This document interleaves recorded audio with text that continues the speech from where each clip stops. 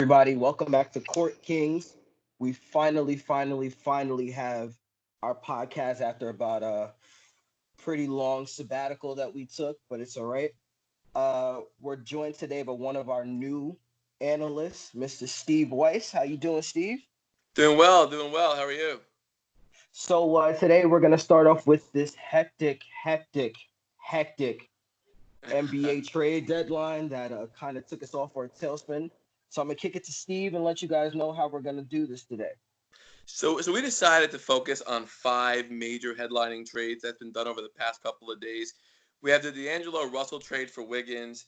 We have the Marcus Morris trade, the Clint Capella trade, the Andre Drummond trade, and of course the Andre Iguodala trade that has many opinions depending on what side you're looking at it. To get started though, I do want to start with D'Angelo Russell. So I'm going to kick it over to Jaquan to give me his opinions on what he thinks about that deal. So that deal was something that was kind of in the works since last season. So I'm not surprised that the deal got done. What I am surprised with is that Minnesota gave up so much to get D'Angelo Russell. The fact that they gave up a first round pick and a second round pick is incredible to me considering basically how terrible Minnesota is. So it's almost guaranteed that they're banking on their success for next year. Because if you know they're banking on the fact that they're not going to be a bottom three team. Because if they aren't a bottom three team, then that means Golden State would have two first round picks. So I think they're assuming that they're going to be good enough that the picks really won't matter. But again, that's a you're betting on yourself big time, and they're betting on the relationship between D'Lo and Cat to really right the ship. And I mean, they've made a couple of other deals today because they were definitely a part of that Andre Iguodala deal as well. But that's a lot to give up for a 23-year-old guard that's on a max contract that doesn't play defense. When your center doesn't play defense. So I mean, I for the short term, Minnesota, I think definitely gets what they want. But long term, Golden State, they're set up for the next 5 to 7 years. Is Andrew Wiggins again, young guy, averaging 22 and 5, no longer has to be a guy in the spotlight, which is essentially why Kevin Durant came to Golden State in the first place. And then you now have it set up where this season you're gonna have a lottery pick, which they can go and get the big man James Wiseman that was involved in that altercation at Memphis, where he was then forced to leave. But he was a top big man coming out of college this year. So you get a lottery pick big man, you get a lottery pick small forward in the two positions that you needed it. You get your two stars back next season, and you still have Draymond Green. Now you just have to go and sign veteran guys for the in a free agent class that isn't that big anyway, and it isn't that talented. You just go and get shooters and utilization guys, and now you can win a championship next year. Like they're a top team next year with youth, and their oldest guy being Steph Curry at what 31. They're Right. set up. So long term, Golden State just guaranteed themselves to be in the title conversation for the next 7 years. Seven's a bit much.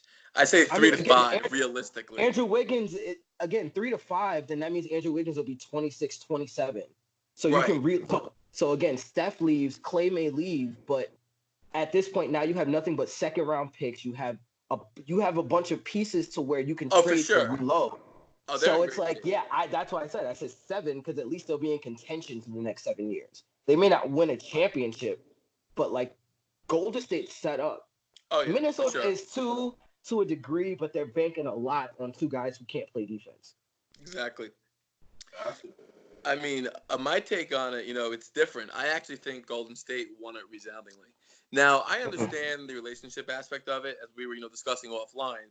I do get it, right? Carlton Towns and D'Angelo Russell are best friends. It's going to work out nice playing together. But think about it for a second. D'Angelo Russell is very good. There's no question about it. But look at Right. Golden State's record with him as the main attraction. They're like the worst team in the West. And Carl Anthony Towns, he was out a lot this year, but he's excellent as well. But again, look at Minnesota with them. And what worries me is, is groupthink, right? Sometimes if you clash with somebody, Kobe was a big thing, like Kobe and Shaq clash, but it worked because two different perspectives and clashing, it will cause problems sometimes, but other times it won't work because they're all saying yes to each other. And you have two Right. players who are not good at defense who are now going to be the centerpiece of this Minnesota team. I don't see it for Minnesota for it really working great. Again, talent-wise, it works, but you can argue Andrew Wiggins is just as good a talent as Russell. And if you're Golden State, you got yourself Wiggins, you got yourself Minnesota's pick next year. And realistically, look, Minnesota is not going to be one of the worst three teams in the league. It's not really possible, bearing injury, but they're probably not going to be a playoff team, or if they are, a fringe team. And 2021 is a loaded draft. That's the first year the high school kids they can come out. So you're going to have the one and dones, and you're going to have the high school. So I mean, I get why Minnesota did it, but it's kind of like purposely swinging for a single. Yeah. And that's all they really did. While Golden State, like, I think 7 years is a bit extreme because Draymond's getting a little older, and Steph, I think next year will be 32, if I'm not mistaken. But Mm-hmm. the lineup of, forget Wiseman, because it's debatable if he's the best out there, and the ping pong balls have to fall, a certain way. But you have a Mm-hmm. team of Draymond Green, Wiggins, Steph Curry, and Clay, and a top pick. And you still have your Yeah. mid-level exceptions and a load of picks. So you basically flipped KD for Andrew Wiggins and a pick that will not be top 3, it will be a top pick in 2021. I mean, Yep. it's a resounding steal for them. So yeah, I don't really think I mean, Minnesota wins it. again, I understand where you're coming from with that, but I'm looking at it from the aspect that Minnesota now still has their own treasure trove of assets because they did get a lot of assets from the Andre Iguodala trade. The setup for them is they're trying to create their own big three, and Well, they're yeah, gonna go and try and get Devin Booker. Now again, all three guys don't play defense, but they play so well together and their styles complement each other so much that they could realistically outscore teams if they go out and get Devin Booker. Now, how many again, years are on his contract, Booker? He's still in. Booker's still on his rookie deal. Yeah, but he'll be a No, wait, restricted he free signed an agent. extension. Probably. He's Yeah, probably 3-4 years away. possibly, but that's if you can go to James Jones and say, hey, Booker's not happy. Is Booker not Booker happy? doesn't want. Booker isn't happy. Booker has said it time and time again that he's not happy. And Phoenix just isn't like they keep being that team that's going to pick 13, 14 in the draft. Like they're not getting better. No matter who they go and get, they're not getting better. I think So they're I mean, better this year for sure. I mean, they were one they, of the worst teams in the league a few years ago. I mean, who knows? But I wouldn't bank on them. I wouldn't bank on them getting. oh no, I wouldn't put my bets on that, but that's exactly what Minnesota's doing. Right. They're banking on Devin Booker pulling an Anthony Davis and just like, no, trade me and trade me here. That's where I want to go. Yeah, I see that. I mean, who knows? I mean, that could obviously happen, but I mean, it's a wait and see kind of thing. But I Oh, think for sure. both sides, I guess, can be happy with it. I agree with you. I think it's a short term, long term thing. Short term, Minnesota right now they're going to get exponentially better And ruin because their own of. draft pick possibly if they do get Oh better. yeah, exactly. You see what I'm saying? But long term, Golden State definitely set themselves up in such a way that it's impossible not to look at Golden State in the long view of being like, hey, they definitely won this trade. No, definitely. The next trade I want to touch on, for us is a big deal as sad diehard New York Knicks fans, is the Marcus Morris trade. So do you want to give your take on it?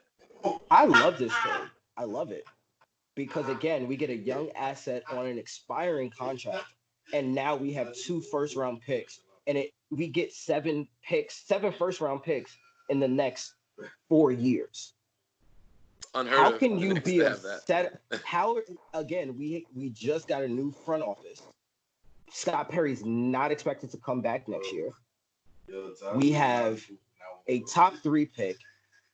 What 3 top 10 picks or something like that, and a blossoming big man that you don't know where Mitch Robinson, because again, Mitchell Robinson was ranked number 2 in his high school class, Right. and left school because of something that had nothing to do with academics, nothing to do with basketball.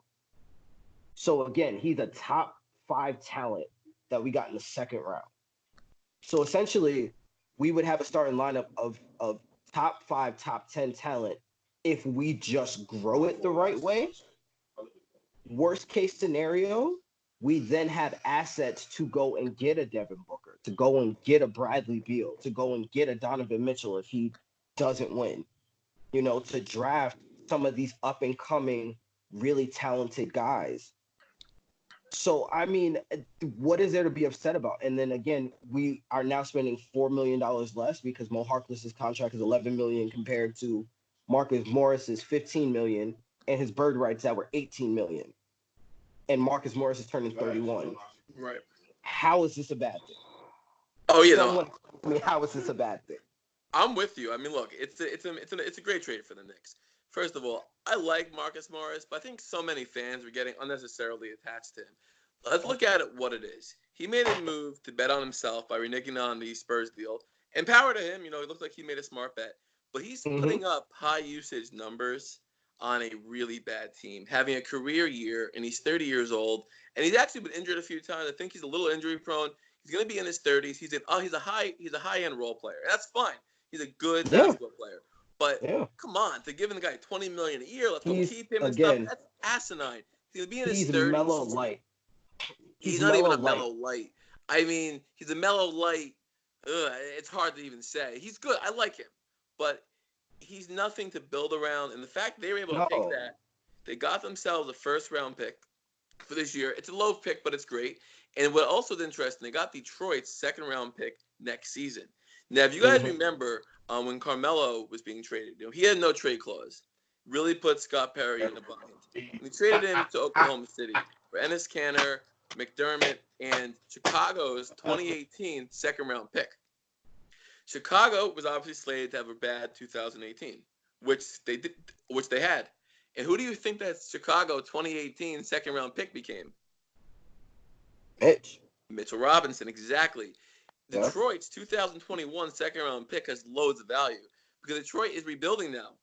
Or the Drummond trade that we'll touch on later, they're totally rebuilding. So you think about it, we're now going to have almost a back end of a first-round draft pick.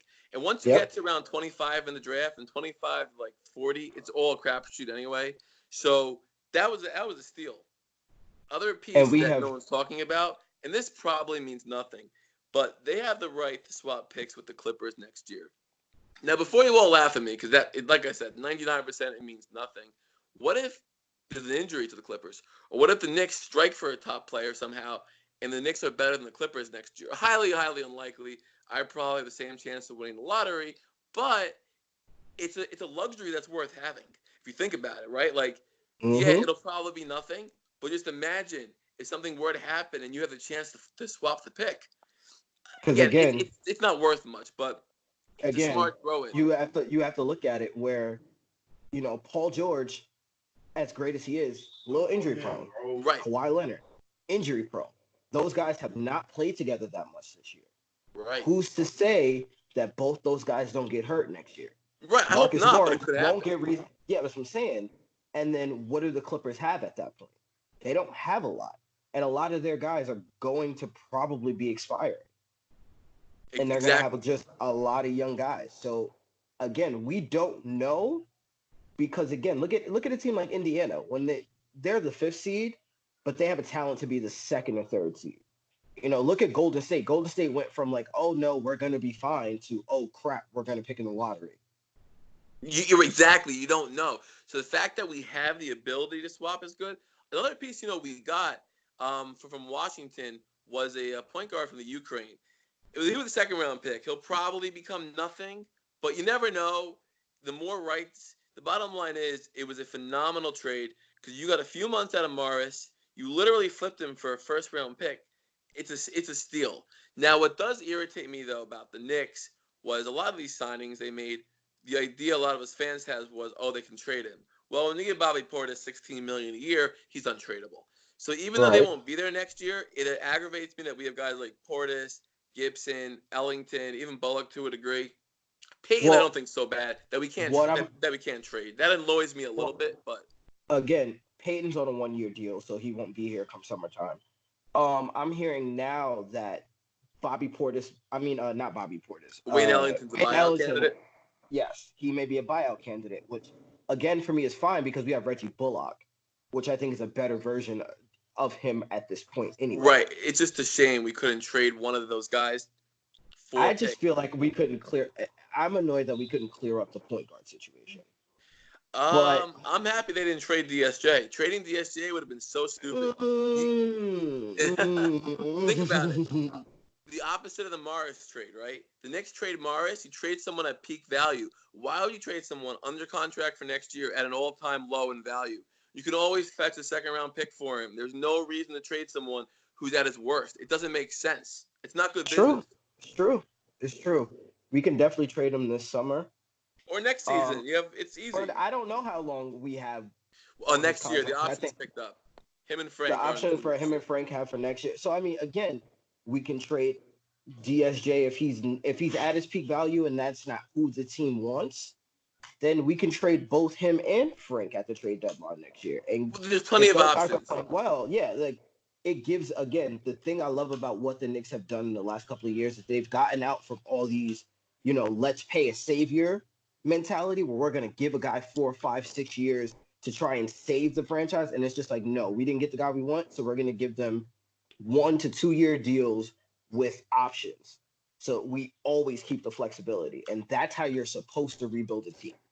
To a degree, the right way to have rebuilt the team would have been take on bad contracts and get assets. That's the only way to have done it. That's what the Again, Nets did. The again, Grizzlies are doing again, that, but but who has the right type of assets to make us want to take on bad contracts?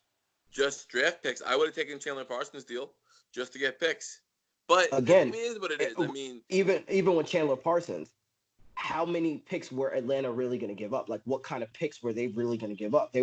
If they gave us a bunch of second round picks, it wouldn't be worth it. no, I mean they took on picks to get Chandler Parsons. Was what they did. They got a Oh, pick or I two, get what you mean. and then like the Grizzlies, they helped facilitate a trade when they got Iguodala. They also got a pick for it. That's a better use of cap space, honestly. But again, today was definitely a good day. I think we can agree it was a good trade. Now the next one, that's a little bit of a disagreement on most people's take. The Clint Capella deal to Atlanta. What's your take on it? Because it's I interesting. don't. You know what? And Brian Covington It's ended up in Houston. it's a very complicated deal, and that's just kind of how I see it. I don't understand the logic from Houston's standpoint, and I frankly don't understand the logic from Atlanta's standpoint. Right, Like and I then really, Minnesota got rid of Covington, but they used those assets to help, but I fill up mean, the slot. again, Minnesota, but they brought in bench guys. Like they brought in guys that can contribute that weren't contributing on Denver. Right, right, They or Atlanta, like they brought in guys that really weren't playing anyway. But those guys exactly. can give them solid minutes. Those guys can give them like Malik Beasley is a bucket. People just don't know. Malik Beasley is a bucket. Yeah, He he's can not give bad. them He's not bad. 15. He can give them 15 off the bench, which again is what the reason why Minnesota hasn't been winning is that their bench was a crapshoot.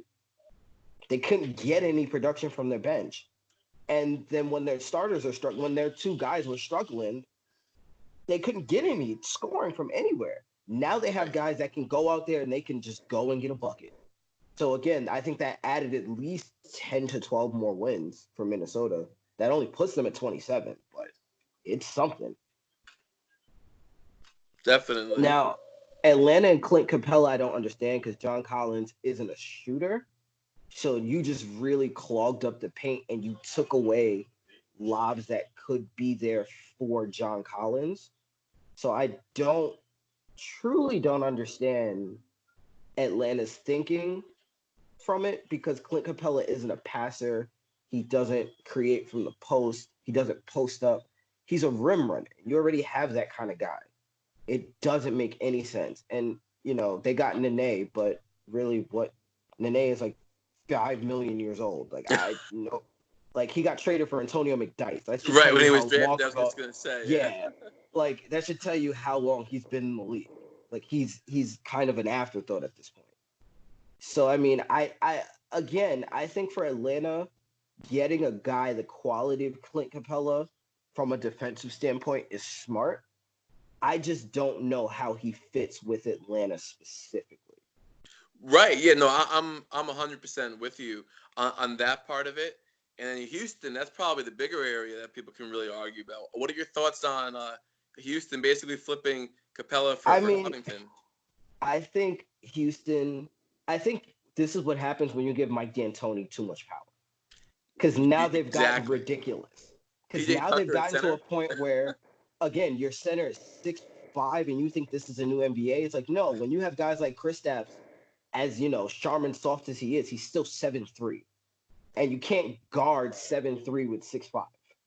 Yeah, you still have Karl Anthony Towns, who's basically 7 feet, who can shoot. You still have Joel Embiid. Like, how do you expect to play in the playoffs against Rudy Gobert? Is going to have a career high. Like, we might see Rudy Gobert turn into freaking Kareem Abdul-Jabbar against the Rockets, because literally all he has to do is catch the ball and throw it at the rim. Like, he has no opposition at this point.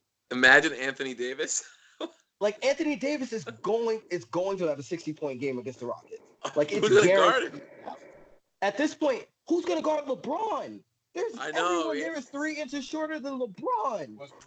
The Rockets thing, man, that really gets at me, because Robert Covington is the biggest guy on your starting lineup, and he's 6'7", playing power forward. PJ Tucker is going to be a small ball center, from what I heard. Again, which is mind-boggling. Again, their old small ball center Chuck Hayes was 6'6", so he's smaller than Chuck Hayes, who technically had the record for smallest center in the modern era. I don't know what the logic is, and I don't think PJ Tucker is that much of a threat from the three-point line, where it's like, oh, well, he pulls out centers. At this point, the only people you have to worry about driving is Westbrook and Harden. So if you focus on them, no one else is going to drive and kill you. Yeah, and you're not going to be able to set up good screens and picks. Not at all. So how are these guys going to get open? At this point, you can full court press and trap at half court and just beat them like a high school team. Right. A big part of that, though, was luxury tax, from what I heard, and that's a problem in itself. Like, I get it's expensive, but you should let it go. Then my whole thing is, then why trade Jordan Bell to the Grizzlies in a separate deal when he's your only legitimate big, and his contract isn't that big? Yeah, I'm with you. It's a big problem, with D'Antoni, because, like, if I think about the trade broken down, a lot of what doesn't actually make sense, and it has to do with our next trade we're going to be discussing, is if you're Atlanta, and I get John Collins, look, that clogs the paint, no question, but I'd rather have Andre Drummond over Clint Capella. I'm just throwing that out there. And if I'm Houston, and I'd rather have Andre Drummond over Covington, theoretically, and still trade a Capella. I'm not saying Andre Drummond's, the greatest player, but I'm just trying to think about it from a complimentary standpoint. If you look at it, Houston, the trade, they're not going over the top. Like to your point, Rudy Gobert is going to go off on them. Anyone with an inside presence is going to destroy them. So you basically made a trade that will be exciting to watch because it's unique. It's a unique basketball product, but they're not winning a thing. No. In Atlanta, I don't even think they get out the first round. No, I'm with you. I don't know if they make the playoffs at this point. I mean, I think they'll make the playoffs. I feel like they can. I feel like, again, we're overestimating James Harden and Russell Westbrook. That's my thing. Because, again, their 3 now is Eric Gordon. He's playing small forward. He's playing their small forward. He's their small forward. He's a small forward. Exactly. And you're looking at the West and the size in the West. Even at the wing position, you have to play guys like, you have to play Kawhi and Paul George. No, that's a great point. And then you got Montrezl, and now you have Marcus Morris added to that team. Yeah, the Clippers would destroy them. That's what I'm saying. To me, it's a very stupid trade. Atlanta, it's not as stupid because they did get a better player in the trade. Right. But to your point, it's the fit. And in Minnesota, it put them in a situation where they can make the trade they made, get D Russell. Mm-hmm. But overall, Houston, it's just, I don't get it. And then again, I'm hearing Houston's going to be very active in the buyout market, but again, Houston's just under the luxury tax, so they can't offer anything more than $5 million, and $5 million. The buyout, I don't even know if they can give that much. They're over the cap. That's what I mean. They can barely give you $5 million. So, what person who's gonna get bought out is gonna choose Houston where they make little to no money Well, actually, versus the LA teams. Actually, that's not totally accurate because if they get bought out and they still get their same pay from the old team, then the True. net money you make is the same, and you're not paying state income tax in Houston, so there is a little advantage. And plus, you'll I get big mean, minutes. Yeah, but think about it: getting big minutes is a higher chance for a bigger payday the next year. again, but are you going to get big minutes? Well, That's the yeah, question. well, right. And the other part of it is, generally speaking, star big men aren't available on the buyout market. I mean, you're not going to get someone that's going to make you be able to compete with the Lakers, Well, the Clippers, or anyone again, good. no, not at all. I mean, the biggest get for them right now that's in play is Tristan Thompson. Right, but the Cavaliers are weird. They may not buy him out. I They, mean, I'm hearing that it's a 50-50 shot right and if they do, they won't give him the full money, and then he's going to want to go somewhere he can get a little more money probably, and now. he's going to want to Exact, win. And he's friends with LeBron. They played together. exactly, If he's still with Khloe exactly. Kardashian, she's out in L.A. So you do the math. He's going to That's what I'm L.A. saying. You see my point. Oh, I see. Oh, I That's see a it. point I'm trying to make. Oh, I'm The with you. The Rockets for are me, ridiculous. it's like why not make a press for a guy like Bobby Portis? Because Bobby Portis would be the ideal guy to fit into that system. They don't have the salary to even. First of all, if that line was still open, they don't have the salary to make it work. So what happens when you give Bobby Portis $16 million? It becomes almost impossible to trade the guy. I still don't understand that deal because I think again the old regime really overestimated the fact that he had a good year in Washington. he had He a, had a good year, but he didn't have that good of a year. no And one I think else. they There was all assumed that he would. injuries down there. Yeah, He just got the ball. No, I'm with you. I'm with you on it with it Houston. was I it mean, was it's one of those things where it's like again he just regressed back to his mean, oh man. and he got away with robbery, and it's Well, just good for him, it's right? that. I mean, That's what I'm saying. Like, good for him. Like, he's gonna make that's probably the most money he's gonna make for the rest of his career, for right. sure. But at the same time, it's like it's a frustrating prospect because again, if we were to buy out Bobby Portis would be a candidate to go there. It Right, would he make fit sense because because he'd fit. He'd be one of the few big men that can actually fit. And I wouldn't even hate a buyout of Bobby Portis right now because I want Mitch to get minutes. well, yeah, I would go for it too, just to get just for the minute's sake. But at the same time, I don't know. I'm split on it, but yeah, I'd buy him. I mean, I personally dislike Bobby Portis. But you know what trade we kind of just touched on, but we can get more into it. It has to do with a lot of players. Even Thompson indirectly becomes involved, and everybody. The Andre Drummond trade to Cleveland, The man. most probably perplexing trade because that What? one Like actually came out of left field for everyone. Woj was shocked. Shams was shocked. Drummond was shocked. That was in the middle of us trying to figure out the Marcus Morris trade, and this right? trade just comes out of the blue. I'm And on what is it? Twitter, and I'm like, It's what? Brandon Knight. I think what is it? Brandon Knight, a Henson? second round pick, and John Henson. And again, we were in talks for Henson, which I don't understand whatsoever. The Knicks were in talks for something around Henson, probably a similar package to that for unless we were giving away like Bobby Portis. I don't understand why we would even consider John Henson. But again, how does this for Detroit? I guess it makes sense because you get another big, you get another guard to help out Reggie Jackson, but like that's it. Like that's kind of it. Yeah, And it's you give bad. away Andre Drummond for a second round pick? This man was considered to be literally, I remember his draft class. It was between like him and Kyrie, who were going to go like 1 and 2. And he just happened to drop because everyone thought he was going to go to Cleveland anyway. And they took Tristan Thompson. Like, I remember that because I was like, they're going to live to regret this because Kyrie Irving and Andre Drummond would have been a much, much better duo than Oh, Kyrie Irving and Tristan Thompson. for sure. That would have ultimately fit LeBron So phenomenally. much better. Oh, when he came there. No, I'm with you. It's so perplexing with that trade because first of all, I get it. Drummond wasn't expiring, and the question of how many wins does he generate definitely something to talk about. Because when there were rumors about the Knicks, I was not happy because I like Mitch and I did not want Drummond. But when you look at Andre Drummond in the vacuum, right? Just think about it for a bit. he's Mm-hmm. pretty damn good, right? Like he's a He's a good basketball player. 2020. He's a 2020 consistent old school big.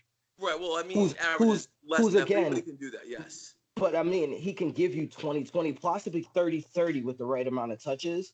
He's his he's still a young guy. Like he's still 26, 27.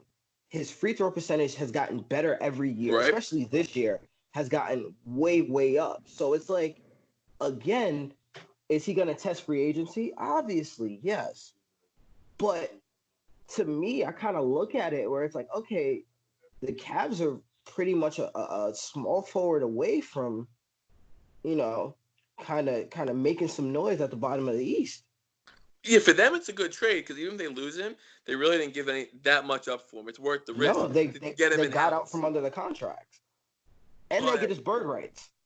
but when you just think about Drummond for a second though, and the trade rumors, to me it's more about how this happened. Like I get it, he's expiring, but look, if the Knicks were able to fetch a first round for Marcus Morris, how did the Pistons not fetch a better package? And second of all, in the Hawks, had that trade fall apart, think about this: you had Trae Young at point guard. I know you have John Collins, but you put Drummond at center. You can use Collins as the trade chip. You're a small forward. You have a small forward, a center, and Trae Young right Yeah, there. That's a decent team and down there. again, and again, Cam Reddish has been playing better, so you Right, but he's may not have a already. star player. But He's not. He's not. But again, he's another trade chip. You could have right, trade. You could have flipped Collins and and Reddish Reddish. with a second round pick for and got a pretty like you could have taken on a guy like Tobias Harris's contract, and that's a pretty good team. That's a Right, with pretty Drummond, decent. Harris, and Young. Yeah, it's not a bad Yeah, team. Yeah, with not at other all. assets. No, I'm with you. It's shocking. It's like Detroit totally over leveraged Drummond. They screwed up. And then the last Hmm. second, they're like, crap, if we don't trade him, we're screwed. So they just traded him for a bag of chips. And Yeah, it's not getting talked about enough because of how active this deadline was. Like everyone's that and talking about because Russell, but again, it's the Detroit Pistons. That's the biggest thing is that no one expects much after Joe Dumars. So for them to make a trade like this, no one's going to like. If New York would have made a trade like oh this, my God. we would have gotten reamed from now until like we're still getting reamed about the Andrea Bargnani trade. That was a worse trade than this. We actually traded assets for someone that you take assets to take on. But that's besides the No, point.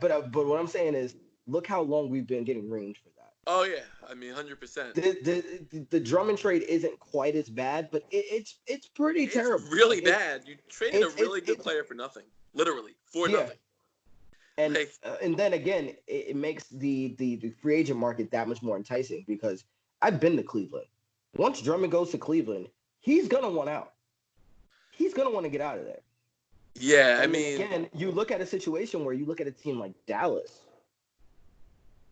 that could be something for Drummond right there. Like Luka, Porzingis, and Drummond. Porzingis is a stretch. He could be a stretch four, so that could work. You know, to me though, in today's NBA, I don't like the idea of loading up in the front court. So I would. That's I why mean, I that's like fair. Drummond with a player like a Trae Young. To me, Right. that's the 1-2 that I would really like to see. But you know, Atlanta can maybe go out and sign him. I mean, either way, man. To me, it's just like you make that trade. You Detroit, like what? You trade your best player for nothing. It's beyond me. It's And truly like the fact that it shocking. was a straight up swap, that was the part that got to me. If you would have done this and added a third team and got some assets, maybe got a couple more young players and really start to rebuild this team, maybe it'll make a little bit more sense. But like it just doesn't make a lot of sense to me.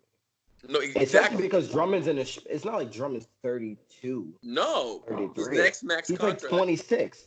Yeah, he'll be good for the whole length of that 4 or 5 year deal, bearing injury. Like he'll be Yeah.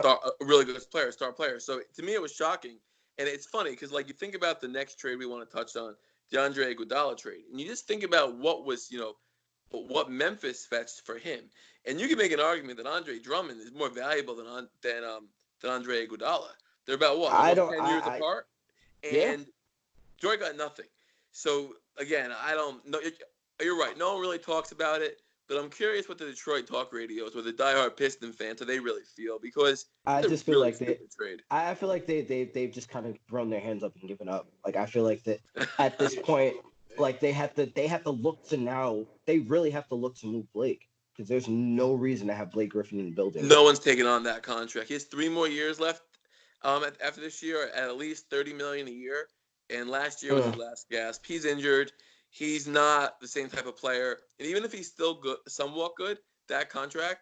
But again, if I'm a team like the Knicks, but I would take it on and get 4 first-round picks. But Detroit's not going to do that. That's why Yeah, Detroit's not going to trade draft picks to take Blake. They'll just keep yeah. him and pay him. So it's a Yeah. weird situation. I mean, But yeah, again, you look at a team like you look at some of the other teams where like they may have to. Because like Blake is the type of player where, yeah, is he a little bit over the hill because of injuries or because of his game? Sure. But he's still one of the more, when he plays, one of the more efficient and effective big men in the league.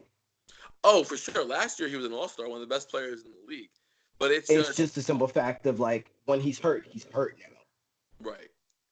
That's He was that's hurt in the part of the playoffs problem. last year. That's kind Yeah. of end of the year last year. He wore down.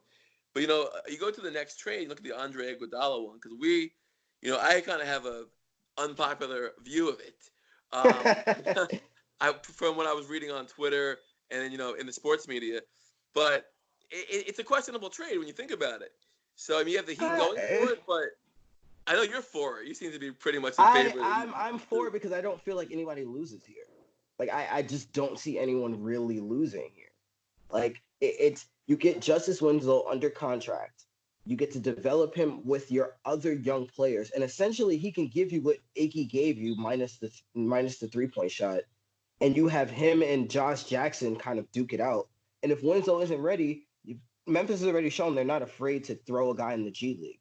They can just send Justice to the G League, let Josh Jackson ball out, raise his value, trade him, and have Justice there, or vice versa. So I mean, again, it in a sick little twisted way, like Memphis is starting to become like the Empire from Star Wars because like they're just accumulating a bunch of babies and raising them to be freaking Sith lords at this point. Like it's ridiculous, and it's ridiculous how quickly their rebuild is happening.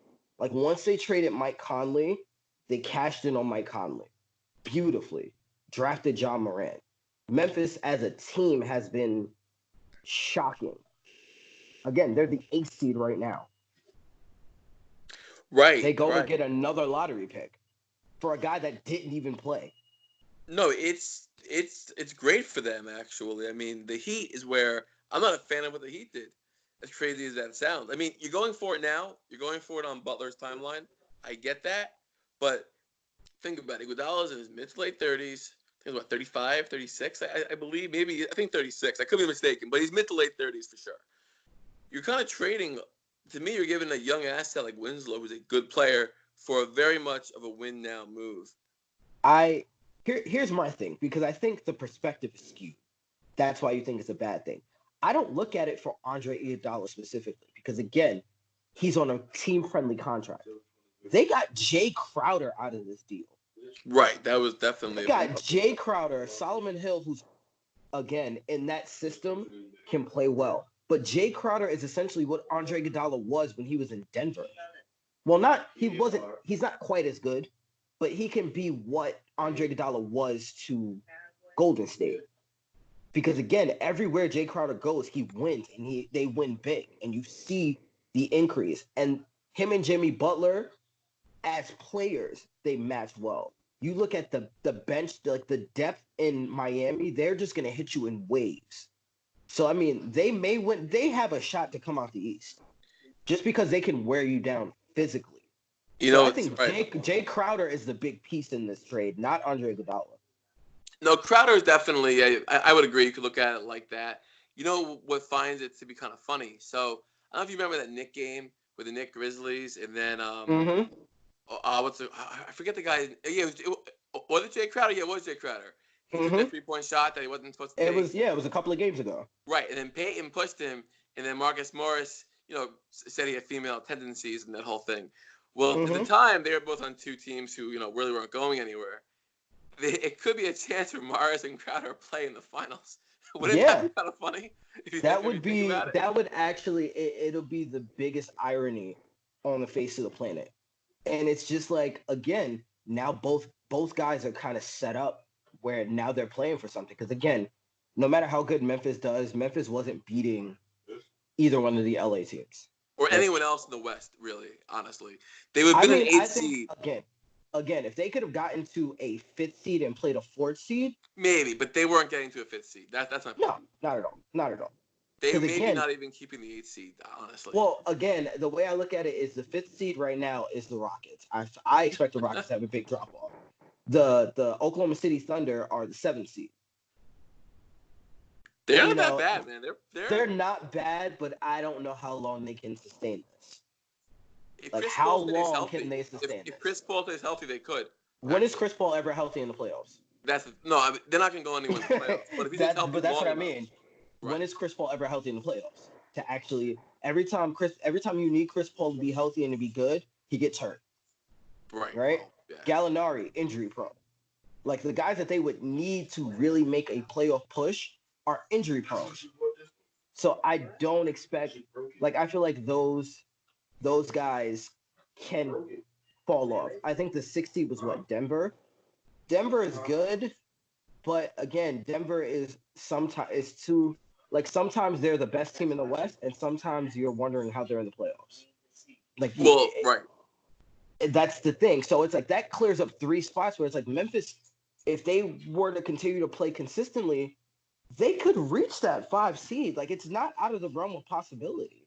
And then again, the bottom half of the West is so from 5 to 11 ish is so unstable that any one of those teams could make it into the playoffs.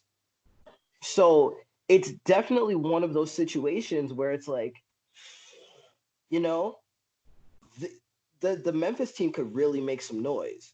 So that's kind of where I'm at, and I get what Memphis is doing because again, then they went and got Jordan Bell. Jordan Bell has championship experience, but he's still a young guy. He's still a guy that can back up Jonas Valanciunas and give them a little bit more spring. Can play next to Jonas Valanciunas because he's kind of added that 3-pointer to his repertoire. Like Memphis made Memphis got some pretty good pieces, but then I also look at Miami where it's like again, Jay Crowder's a dog. Andre Iguodala, I don't expect him to play big minutes. Like if Andre can give me a solid 15 to 20 and facilitate and really move that bench along, and then you can still add a guy like Jamal Crawford, who no one's still talking about. You can add a little bit of spice to that, and Miami can maybe make a run. Yeah, I mean, no. I think Miami can definitely, make a run, but the big picture of the Iguodala contract. I mean, it's hard to say. You can go either way. I mean, there's definitely. And again, Iguodala has a team option. Was it a team option? They gave him a 2-year, $30 million extension. And the second year is a team option. So then next year is under contract. The year after is a team option. Yes. And they did that because they want to have cap space in 2021 to try and sign Giannis. Yes. And that's the problem. That was the issue with Gallinari. Gallinari didn't want. He feels like he can get one more big deal because he's going to be a free agent this summer. And he's young. Yeah, he'll be 32, I think, this summer. So it makes sense. So he feels like he can get one more 2 to 3 year or 3 to 4 year deal where he's getting guaranteed money. He didn't want to go to Miami just for the maybe of winning a championship. Right, which I don't blame him. I mean, it's a business. Yeah, no, it makes sense. Again, he's trying to get his money and run. Gallinari has never been a guy that you thought was ever going to be a team first, hey, let's go win the championship kind of dude. He's the type of dude that he's going to get his money, he's going to have his career, and he's going to go back to Italy and live off in a manor in Tuscany somewhere. Nah, man, definitely. I mean, there's a lot going on. I'm curious to see, how it's going to play out. Like, we have the deadline. The deals are done. I mean, I think of all these trades, though, the one I'm most curious to kind of watch and see is the Minnesota Golden State trade in the long term. Because a lot of these trade deadlines were short. Some of them were short-term moves. Right.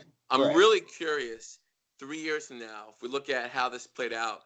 Because it's fascinating how that one particularly is going to play out. I think, honestly, for me, it's not even that because I kind of expected that. And I don't expect it to be because again, Minnesota is the worst team in the West. Like they're 13-39. I do expect them to now win 37 to 40 games. I think that they can pull that off because they have enough talent. What I'm more curious now is where do the Cavaliers kind of sit? Because that's a because again, you get a guy like Andre Drummond, but you don't get rid of Tristan Thompson, you don't get rid of Kevin Love. Right, but long term though, you think about this long term. Again, if you get rid of Thompson at the end of the year, and let's say for some stretch they keep Love, which doesn't make sense that they're going to move him, he can stretch the floor. You put Drummond there, you have Sexton and Garland, you put a small forward. To your point, it seems interesting then. Yeah, and then I'm very curious. Like Atlanta to me is a team to watch because how is the coach going to put this team on the floor and how are they going to put them together? Because again, they have a lot of ascending young pieces, but now you have a big money center next to your power forward that now you don't have to pay. Right, and paying a center big money who's really not great, but again, he was stupid. Houston traded him. It's all interesting. It's one big maze. He's one-dimensional. He's so one-dimensional that it's like, what are you guys doing? I don't actually understand. Because again, I get John Collins is not a defensive guy, so it's very much like if John Collins can add a three, you get a little bit of that Rasheed Wallace, Ben Wallace back and forth. Like you can get that dynamic, but again, John Collins isn't the type of scorer where you throw it in the post, he's gonna hit jump shots. He's a slasher. He's a guy that's he's gonna go straight towards the basket. And if Clint's down there, you're taking away potential rebounds, potential putbacks, potential a lot of things, and Clint's not a shooter. If Clint was a shooter, then okay, cool. But the fit for Atlanta it doesn't. I feel like it's gonna blow up in their face. No, man, you're probably right. I mean, it's interesting how it's all going to play out. And it's really if long term you look at it, and that's why I highlight the Minnesota Golden State one because for Golden State, for sure. How is that going to play out? That's a very interesting team. And again, going forward, what's interesting about them is now that Andrew Wiggins is there, now that Draymond is playing, they don't have a lot of other pieces, but do they now have enough to not be as terrible as they were? That's hard to say because if you think that's what I'm looking at. Wiggins. That's what I'm saying. Like, does Wiggins now, because of where he plays and how he plays, does he now equate to more wins for them? And does that ultimately screw them up for what they want to do? Because again, Clay could technically Clay could come back this year. He's not going to. No reason to rush back. No, he has no reason to, but it's one of those situations. Steph could come back this year. Neither one makes sense. But at the same time, who's to say that they don't come back and play 5 games? And those 5 games are the difference between being a top 3 lottery team and being a 4, 5, 6 lottery team. And who's going to come out this year? Like, what the draft class isn't necessarily strong. It may only be 7, 8 deep. Right. Well, it's not like last year. Last year you had 3 blue chip players were there. You had Zion, Morant, and RJ Barrett. After that, it was really a crapshoot, which is why it was so critical that the Knicks got top 3. Everyone's like, "Oh no, we didn't get Zion." Well, we had we had more of a 50% chance to get a 4 or 5, and that would have been catastrophic for them last year. So this draft though, I think this draft doesn't have the star power, but I do think 2 and 6 are similar. I don't think it's like last year's. That's the only thing. It's more of a balance. But I mean, we'll definitely see. Definitely there's a lot going on in the world of the NBA, and obviously the SportsMark Analysts, we will try to be doing more of these podcasts because definitely so much going on as playoff season comes as we get closer to the playoffs, and we could actually see how these trades worked. It'll be kind of interesting. For sure. We're going to try to give you guys a lot more context from the basketball avenues. We're trying to get it all together. But, this is the first of many. This is definitely the first of many, reintroduction of Court Kings. And, we're going to try to be more consistent with this. But it's been fun, man. It's great talking to you. I'll definitely be catching up with you guys later. Thank you guys for joining us for Sports Kings. I've been Jay. It's been Steve. We out.